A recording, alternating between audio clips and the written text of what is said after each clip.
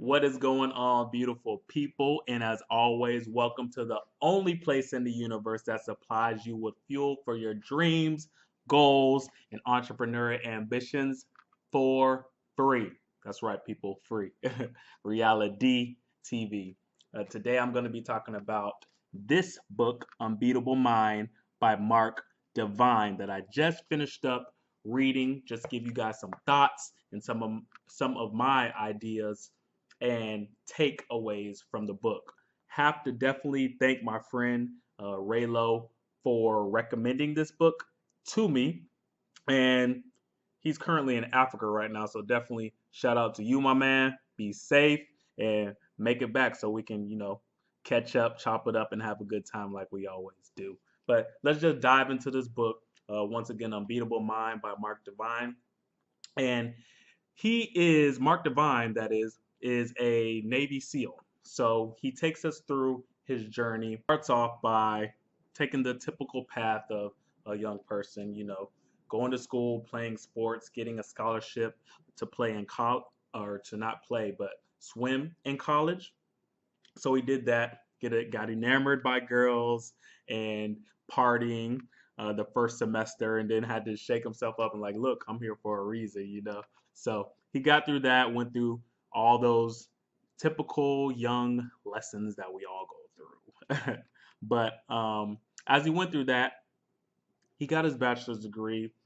Decided he wanted to get his master's exam, and as he started that down that new path, he found that it was pretty monotonous. It wasn't something he really wanted to do.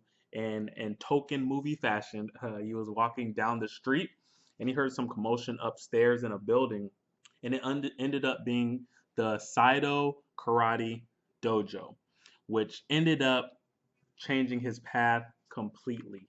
He ended up getting a black belt in Sado Karate, and during this same process, he still passed the CPA exam. He still got his master's degree, but during his training and everything like that in his Sado Karate program, he started to become extremely infatuated with the Navy SEALs.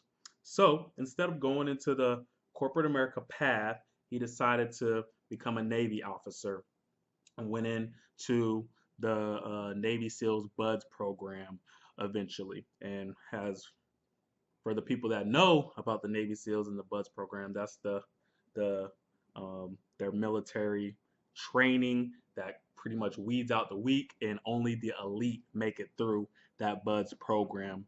And it's kind of a prerequisite of everything that he's done thus far. And the undercurrent of it is having an unbeatable mind, because that's what it takes. It's not just the body, it's your mind, your spirit, and that's what he talks about. That's all through those experiences. If he didn't have that unbeatable mind, he would have never been able to get through the budge training and continue on to missions and things like that. But an interesting thing that happened with him as he went on to, conquer the infamous Buds program, he met a young lady, of course, fell in love. They got married and everything like that. And as he was being deployed and realized the time he had to be spent away from his family, he decided that that wasn't for him. Some people end up, making it work out where they can deploy and come back, but he in himself felt that wasn't what he was called to do. So he decided to, after all that hard work, everything like that, go into the SEALs reserves. Now he still trains and everything like that, but he had a lot more free time on his hands, and he was like, dang, what do I do? So he put his degree to use. He opened about 5 businesses, a brewery, but the main thing that he talks about is the SEAL Fit program that he ended up opening, and it attacks everything. It takes the kind of the buds mentality of being a Navy SEAL and applies it to working out with people and stuff like that. And then throughout the rest of the book, he starts talking about kind of the mental woes we all go through, and he breaks it down: the reptilian, mammalian, and the monkey brains, which he calls training the zookeeper, which you guys have to check that out in the book, and just through a myriad of things, as well as in regard to methods to really better yourself and everything like that. Definitely, definitely had some great pointers in there. There's a part in the book that talks about breathing. That's something that was really interesting to me, some breathing methods that really affect you positively. And he goes on to talk about an analogy of the warrior tends to work on the exterior more so nowadays than the interior. And breathing is, interior. We don't think about it. But the fact that we don't think about it isn't really good. It should be at the top of our mind. And he gives a breathing exercise called box breathing, and it's something that I've applied in the mornings on my meditation and prayer before I start every day. And the box breathing is 5 minutes you in or 5 seconds you inhale, you're counting, right? So inhale, then you hold it for 5 seconds, and then you exhale for 5 seconds. Now, as you're meditating, you want to, keep your mind on the counting. And even if your mind wanders, you think about what your mind wandered to, then bring it back to counting. It's just a relaxing measure and calms you down. And he had a nice little statistic talking about how the average person nowadays breathes 14 to 15 times in a minute, which is not always necessarily good for you because the amount of carbon dioxide we are inhaling and the lack of lung capacity that we're using. And he breaks it down and talks about how a true warrior can get it to 4 to 5 breaths in a minute.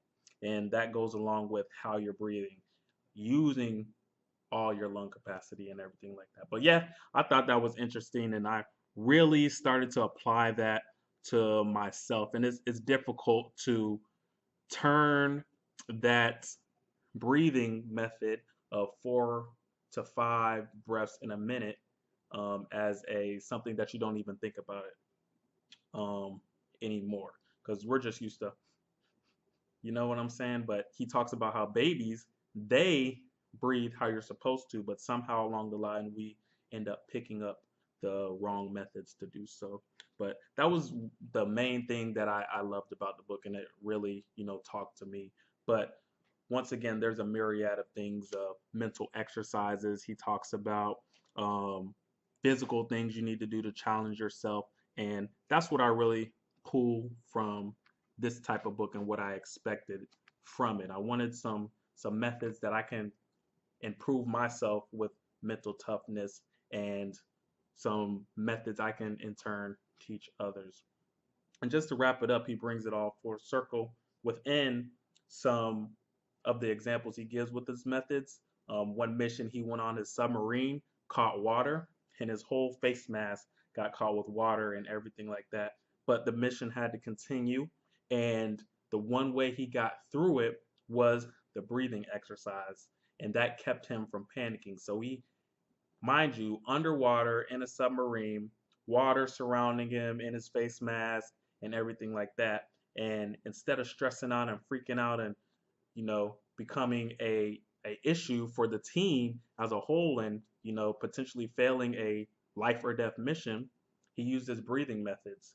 And instead of feeling like he was under, that water, that pressure for 2, 3 hours, he ended up feeling like it was 20 minutes when in fact it was those 3 hours until they got to the surface.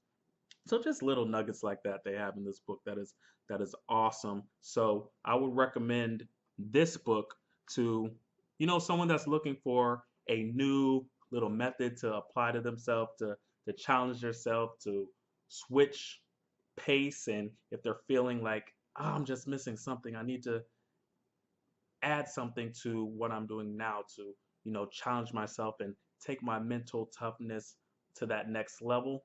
You'll get a lot of that in this book. So once again, Unbeatable Mind by Mark D. Vine.